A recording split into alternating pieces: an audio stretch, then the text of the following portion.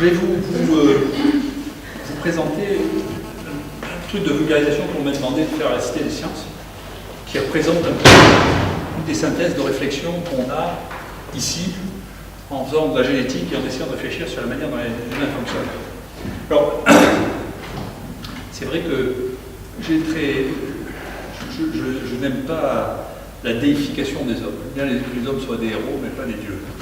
Et donc, quand Darwin est devenu un dieu, c'est-à-dire en 2009, j'ai commencé à dire que c'était rentré dans une période blasphématoire, et donc il était temps de dédéifier Darwin. Et donc, vous voyez, c'est une célébration qui a perdu toute rationalité. Vous avez, il y a des gens qui se sont fait un tatouage avec l'arbre de Darwin. Il y a la reine Elisabeth qui a fait une pièce avec Darwin. Et j'ai regardé sur Google le bicentenaire de Darwin. Il y a 3980 photos, 15 800 résultats, 2800 vidéos. Donc c'est fini, on a cessé d'être dans quelque chose qui est rationnel pour rentrer dans quelque chose qui est totalement irrationnel. Et j'avais commencé à l'écrire dans ce livre. Donc il faut tourner la page et comprendre comment Darwin et sa théorie est arrivée, comment elle nous empêche complètement de réfléchir à ce qui est en train de se passer maintenant. Donc de la théorie de darwinisme, la plupart des propositions de Darwin en réalité sont fausses. Donc la première, c'est la tendance générale de l'évolution et la fixation de changements bénéfiques. On verra, c'est pas vrai. La tendance générale de l'évolution, c'est la dérive, et les changements sont plutôt faits par des catastrophes. Le principe de la survie du plus fit, qui est en meilleure santé, les organismes évoluent vers l'état le plus adapté, ce qui est totalement faux. La survie aussi, la plupart du temps, est paradoxale, paroxystique. Et c'est ce qu'on sait de plus en plus. La tendance générale d'évolution conduit à des organismes adaptatifs complexes. Comme bactériologiste, on peut dire que c'est la chose la plus bête qu'on ait jamais vue, c'est pas vrai. La plus grande partie de la vie à la surface de la Terre est liée à des organismes extraordinairement simples. Et probablement, parce que sur 1000 gènes, il y en a 999 qui sont viraux. Donc c'est pas vrai que les organismes n'ont pas de complexité, c'est pas vrai du tout. Les organismes évoluent à travers la fixation progressive des variations infiniment petites par la sélection naturelle. C'est pas vrai, vous le savez honnêtement, si c'était vrai, c'est un truc qu'on voit tous à vue d'œil, c'est un roman, on voyait bien que ceux qui sont petits font autant d'enfants que ceux qui sont grands, ceux qui sont beaux ne font pas plus d'enfants que ceux qui sont moches, ça c'est pas vrai, ceux qui courent plus vite, ils veulent pas, c'est pas une force, je sais pas, peut-être il y a un moment où, à l'époque des hommes préhistoriques, s'ils arrivaient mieux à attraper les filles en courant plus vite, enfin, c'est pas une loi générale de l'évolution, c'est pas vrai. C'est une chose qui n'est pas vraie. Les organismes évoluent par héritage vertical de caractères ancestraux, on verra sur une partie de l'histoire. Toutes les formes de vie cellulaire ont un ancêtre commun, ce qui n'est pas vrai non plus. Et l'évolution de la vie peut être représentée comme un seul arbre. Ça, en réalité, ça, c'est tous les éléments de Darwin. Que moi, je suis allé retirer de la lecture de l'évolution des espèces. Et puis, deuxièmement, que les gens ont repris pour l'analyse. Alors, sur chacune n'est pas vrai. Aucune d'entre elles n'est vraie. Donc, premièrement, la génomique évolutive telle qu'on la voit, c'est en réalité la sélection naturelle est une des forces évolutives. Toutefois, la sélection aléatoire est la plus importante et elle est produite par des processus qui sont des catastrophes. Et donc, un des vrais problèmes de Darwin, c'est que sa formation initiale, c'était un géologue au départ, était qu'il fallait nier l'existence de catastrophes. Et il fallait nier l'existence de catastrophes pour un problème idéologique qui était, au moment où la théorie de l'évolution s'est mise en place, les gens qui ressortaient, on verra que c'est une théorie très ancienne, la théorie de l'évolution, la théorie de l'évolution était en hostilité, comme la marque, avec les gens qui étaient les fixistes, ce que les gens appellent les créationnistes, en réalité, c'est les gens qui étaient les fixistes. Et ils disaient, rien n'a changé. Et donc, la découverte de fossiles de plus en plus communs posait vraiment un problème, c'est alors, mais comment ça se fait qu'il y ait des formes de vie qui n'existent pas maintenant? C'est donc, il y a des gens qui disaient que c'est des formes de vie qui ont disparu du fait des catastrophes, et d'autres qui disaient que c'est des formes de vie qui ont disparu parce qu'elles sont archaïques. Et donc, l'idée de catastrophe a été éliminée par Darwin parce que c'était une idée des créationnistes, des fixistes, qui disaient que tout a existé, Dieu a tout créé, mais certaines ont disparu, comme le déluge de l'arche de Noé, les espèces ont disparu, par les catastrophes. Et donc, cette négation de la catastrophe, c'est un truc qui est très pérenne chez Darwin et qui est faux. Nous, on sait que la plupart des évolutions ont été des catastrophes qui ont créé des bottlenecks, enfin des goulots d'étranglement, on aurait sorti une toute petite partie la plupart du temps. Donc on sait que c'est ça le mécanisme général d'évolution, c'est plutôt ça. Les génomes contiennent de très nombreux gènes qui n'augmentent pas du tout leur fitness, et des gènes qui ne sont pas du tout utilisés pour la survie dans les écosystèmes actuels. Donc c'est pas vrai, il n'y a pas d'adéquation entre leur répertoire génomique et la manière de vivre à un moment donné. D'accord ? C'est pas vrai, c'est pas aussi simple que ça. Les organismes complexes représentent une part infime des êtres vivants. Plusieurs organismes complexes ont complètement disparu. D'ailleurs, c'est assez visible, si les plus complexes, vous voyez, les hominidés ou les grands singes, vous voyez, la proportion de ce qui reste est assez faible. Donc, pourtant, spontanément, on a plutôt l'impression qu'ils sont plus malins que les souris. D'accord ? Ils sont plus complexes, mais quand même, il y en a moins. Donc la proportion d'hominidés qui a disparu est extrêmement importante. Donc c'est pas vrai que c'est les plus malins ni les plus complexes qui ont survécu. C'est plutôt le monde pullule d'êtres extraordinairement simples. Les génomes évoluent à travers de grands éléments d'élection de gènes, de duplication, d'insertion et de réarrangement de génomes, et l'évolution suit extraordinairement rarement un processus graduel et adaptatif. Généralement, les génomes évoluent aussi par catastrophe, par événements brutaux. Le répertoire des gènes résulte d'acquisitions verticales et horizontales. Donc, il y en a dont on hérite, il y en a qui sont acquis par des transferts de séquences, et puis il y a une créativité permanente de gènes. Il se crée des gènes en permanence. Ça ne s'est pas arrêté. C'est pas vrai que tout dérive de gènes anciens. C'est pas vrai. Il y a des gènes qui ont été créés hier. Et je donne un exemple. Par exemple, chez la drosophile, on sait qu'il y a des gènes qui sont apparus qui ne sont connus que chez la drosophile. Donc c'est des gènes dits orphelins.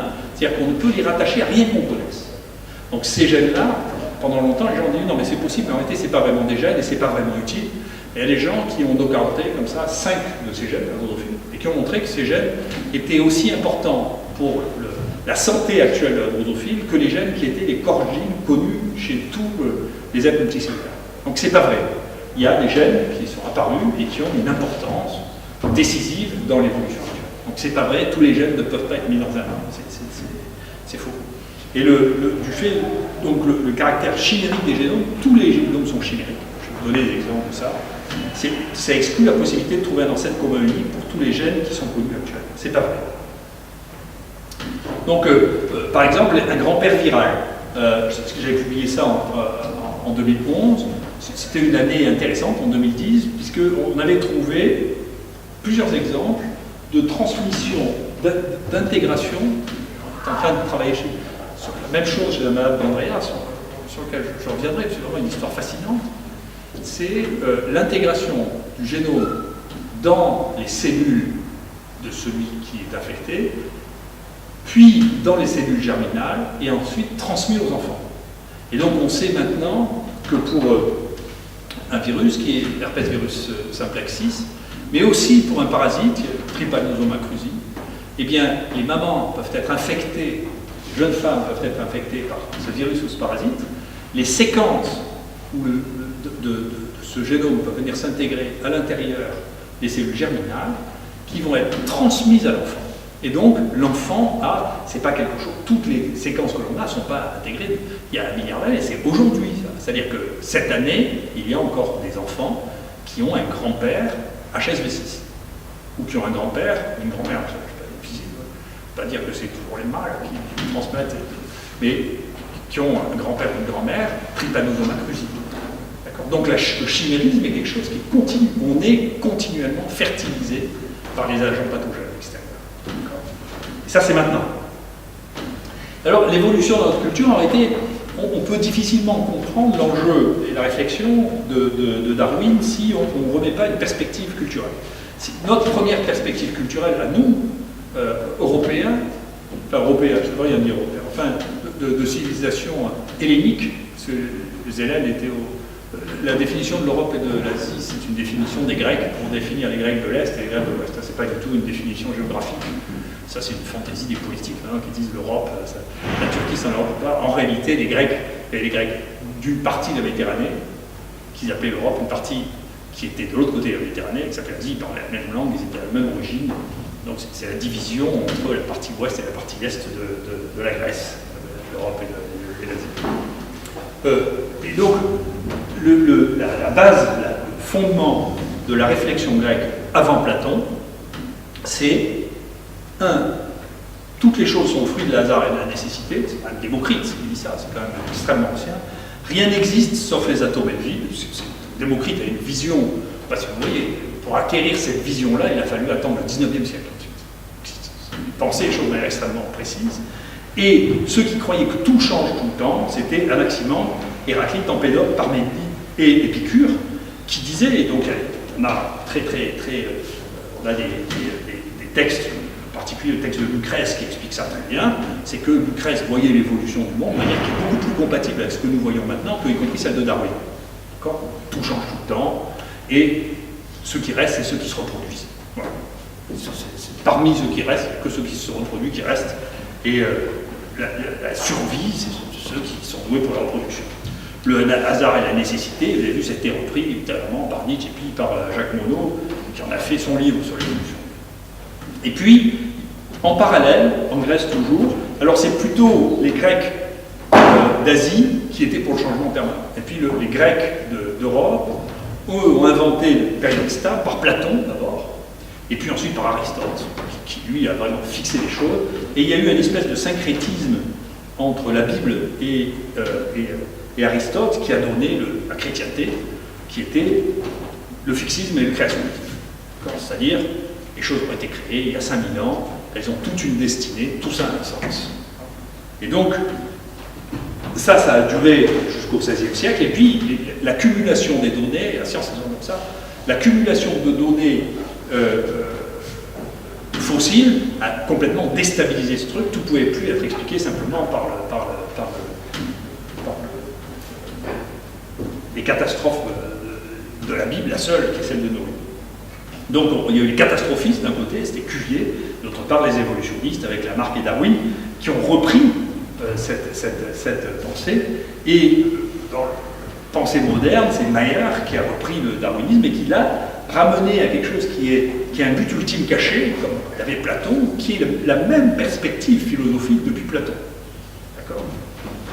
Et puis, à côté de ça, il y a des gens qui ont une vision qui est encore différente, qui est la vision cyclique et chimérique, qui est celle de Pythagore, des bouddhistes, des hindouistes, et de Nietzsche, qui disent, attendez, tout se recycle, les choses reviennent, et on voit que c'est vrai, les fonctions peuvent être inventées plusieurs fois. Il est vraisemblable que les gènes, sur 4 milliards d'années, il y a des gènes qui ont été réinventés plusieurs fois, au hasard, d'accord ? Et que l'ensemble est chimique. D'accord ? Donc c'est trois modes de pensée très différents qu'on voit.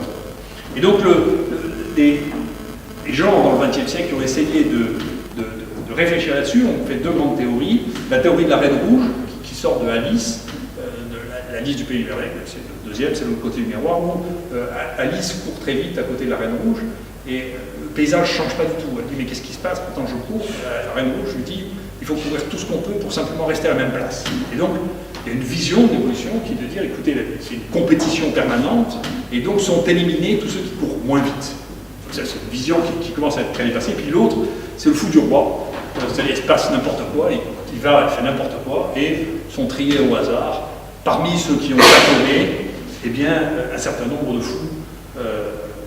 Et donc, ça, c'est un travail qu'on avait fait dans le laboratoire, qui montrait que les gènes orphelins, c'est-à-dire la proportion de gènes qu'on n'arrive pas à rattacher à quoi que ce soit qui existe, et que vous voyez là en bleu, est extrêmement importante, et le nombre de gènes qui ont été échangés, vous voyez, est en rouge, est extrêmement important. Donc vous voyez, en fonction de ces génomes, la proportion de ce qui est hérité verticalement est très variable, et il y en a chez qui c'est moins de 55%, nous on a des exemples encore bien plus marquants que ça, depuis ça, de gènes qui viennent de l'extérieur et qui n'ont pas une origine de type darwinien. Donc c'est plutôt, vous voyez l'arbre de Darwin est comme ça, la représentation moi que j'en ai faite c'est plutôt celle-là, c'est-à-dire qu'il y a une grande complexité, ce que j'appelle le rhizome de la vie, vous voyez, donc si ça c'est ça, vous avez ici les virus, les bactéries, les archées et les eucaryotes, eh bien il y a une population de gènes qui est majoritaire et des populations minoritaires qui sont d'origines diverses, y compris qui ont été créées très récemment. Alors, je ne vais pas... Je vais vous parler du chimérisme. On sait depuis très longtemps qu'on est des chimères, mais vous savez, la manière de refuser l'idée que une théorie est fausse, c'est de considérer que la première exception n'est qu'une exception. Mais c'est toujours, on se trompe toujours. Chaque exception tue une théorie. Après, il faut plusieurs exceptions pour que les gens achètent que la théorie est fausse. Mais on sait depuis longtemps, depuis le milieu du XXe siècle, qu'en réalité, nous respirons grâce aux mitochondries qui sont des bactéries. On sait qu'on est des chimères depuis très très longtemps. Donc l'idée qu'on pouvait avoir un harmonique, c'est une idée qui est fausse, puisqu'on sait nous-mêmes, il n'y a pas d'eucaryotes sans les bactéries qui leur permettent de respirer. Et ces bactéries sont d'origine assez récente. Elles ont 800 millions d'années. On estime ça. C'est les bactéries du groupe alpha, les alpha-protéobactéries sont proches des Rickettsia. C'est les Rickettsia qui sont les plus proches des mitochondries. Et ça, c'est assez récent. Donc les eucaryotes, c'est pas vrai que les eucaryotes ont le même âge que les bactéries, puisque c'est les enfants des bactéries. Donc les eucaryotes, quand on fait un arbre qui descend là, en réalité, on ne sait pas ce qu'on mesure, puisque ce qu'on sait, c'est que ce que nous connaissons comme eucaryotes, c'est très récent.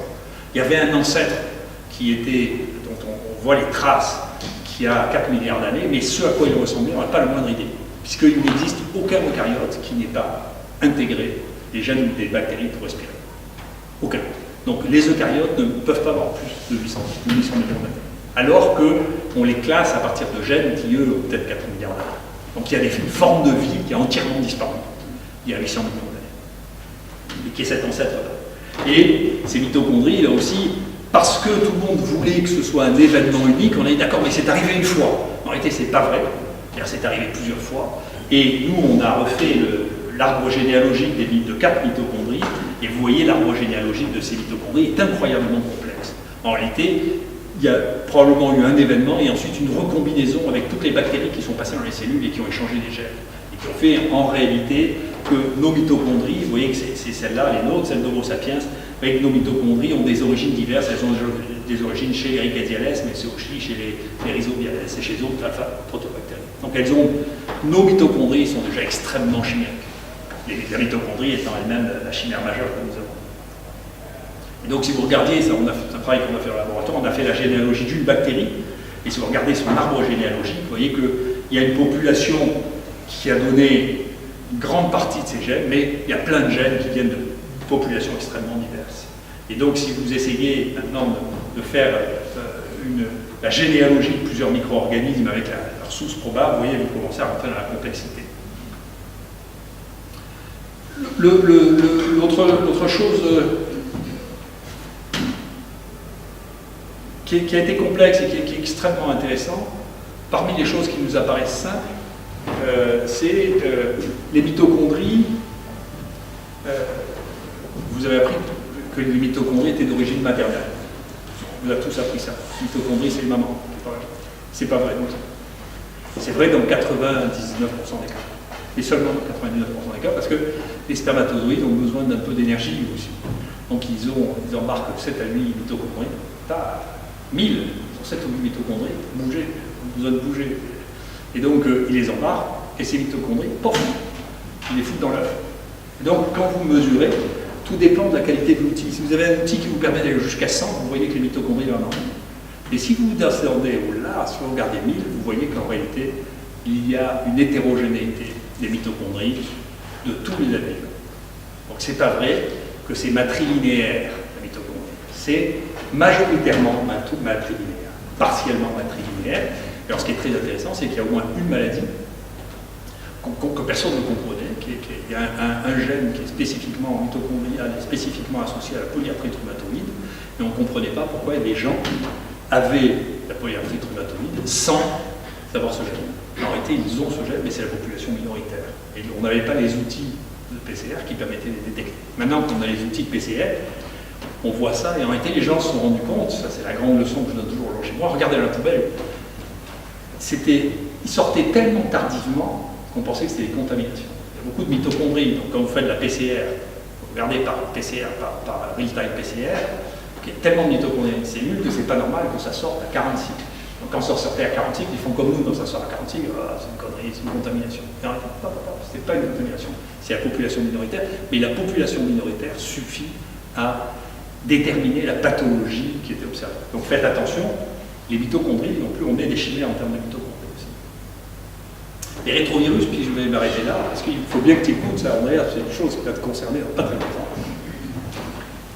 Les rétrovirus représente 7 à 40% de notre génome. Mais comme celui de tous les mammifères. Il module l'expression du génome avec des modes qu'on comprend mal, et il y en a un qui vous concerne très précisément, c'est que les mammifères à placenta, donc les mammifères, il y a une partie de mammifères qui sont à placenta et une partie de mammifères qui sont pas à placenta. Les mammifères à placenta ont un placenta parce qu'elles ont la capacité à fusionner des cellules. Et cette fusion des cellules, c'est la même fusion qu'on voit chez les rétrovirus actuels, en particulier chez le virus HIV. Et donc, cette fusion est due à une protéine qui s'appelle la synthétine. Et cette protéine, elle est sécrétée par quelque chose qui a été un rétrovirus, qui s'est intégré chez les mammifères. Donc, il n'y aurait pas de mammifères. Donc, tous les mammifères ont un ancêtre qui est un rétrovirus, qui bien sûr ne peut pas trouver de place dans l'arbre de Darwin. C'est pas possible. Donc, ce rétrovirus est intégré au moment du burden des mammifères, c'est-à-dire entre 50 et 100 millions d'années. Donc les mammifères placentaires se sont développés parce qu'ils ont été infectés, parce qu'ils ont intégré un rétrovirus. Chez les koalas, il y a quelque chose d'extraordinaire. Il y a plusieurs virus qui circulent chez les koalas, mais il y a un groupe de koalas dans lequel ces virus se sont intégrés, et pratiquement toute la population chez qui les koalas, chez qui les virus ne s'étaient pas intégrés, ont disparu. Et ceux qui se reproduisent sont maintenant les virus, les koalas qui ont été infectés, qui ont intégré dans leur génome ce virus. Et donc qui sont maintenant protégés contre cette infection rétrovirale. Alors c'est très facile à observer parce qu'il y a deux zoos, on voit ça aux États-Unis, un à San Diego, un à San Francisco, et il y en a un dans lequel le rétrovirus qui les a infectés est intégré dans 80% de la population, donc il n'y a plus de maladie. Et l'autre dans lequel il ne s'est pas intégré, dans lequel il y a encore de la maladie.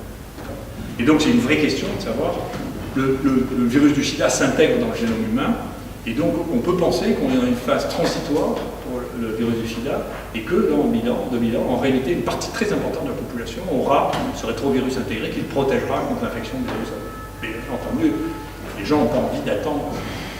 Il faut se bouger en attendant. Mais en tout cas, toutes les raisons, on a toutes les raisons de penser que c'est quelque chose qui est déjà en train de se passer. Parce que c'est ce qui s'est passé et que les phénomènes qui sont déjà passés. Donc, et ça, c'est une chose, je vais finir là-dessus, parce que c'est une chose extrêmement intéressante. C'est une chose qui est extrêmement intéressante et importante et qu'il faut que vous compreniez parce que ça ouvrira tout un pan de la médecine quand les gens commenceront à réfléchir. C'est pour ça qu'il est important de vous parler d'autre chose que de choses simples, enfin que de choses qui vous concernent très directement pour que vous y réfléchissiez. La manière dont la plupart des êtres vivants qu'ils ont inventé de ne pas être infectés, de se protéger, de se vacciner, ça a été d'intégrer les séquences de leur adversaire. C'est ce que font toutes l'immunité des bactéries, c'est CRISPR. C'est une immunité, on voit l'équivalent de cette immunité chez les virus. C'est-à-dire, qu'est-ce qui se passe? Eh bien, si vous intégrez les séquences de votre adversaire, vous empêchez sa multiplication. Et donc, la défense des bactéries contre les phages, c'est une défense qui est infiniment plus développée que celle des immunoglobulines dans l'histoire de la vie, eh bien, c'est d'intégrer une partie des séquences de leur ennemi phage, qui fait que leur ennemi phage n'arrive pas à se développer. Et ce qui se passe avec les rétrovirus, c'est la même chose. C'est-à-dire que quand on intègre une forme qui n'est pas virulente, mais qui est homologue au virus affectant, eh bien, vous inventez la protection contre les virus écogènes. Et il est vraisemblable que une partie importante des rétrovirus qui ont été intégrés dans notre génome ont été intégrés d'une manière, ont été intégrés au hasard, et d'une manière qui a empêché le développement d'infections rétrovirales qui ont affecté les êtres multicellulaires pendant ces dernières années. Et il y en a une qui est à l'origine, qui nous sépare, nous, des grands singes. Le gène qui nous sépare des grands singes, c'est un rétrovirus. Voilà ce que je voulais vous dire.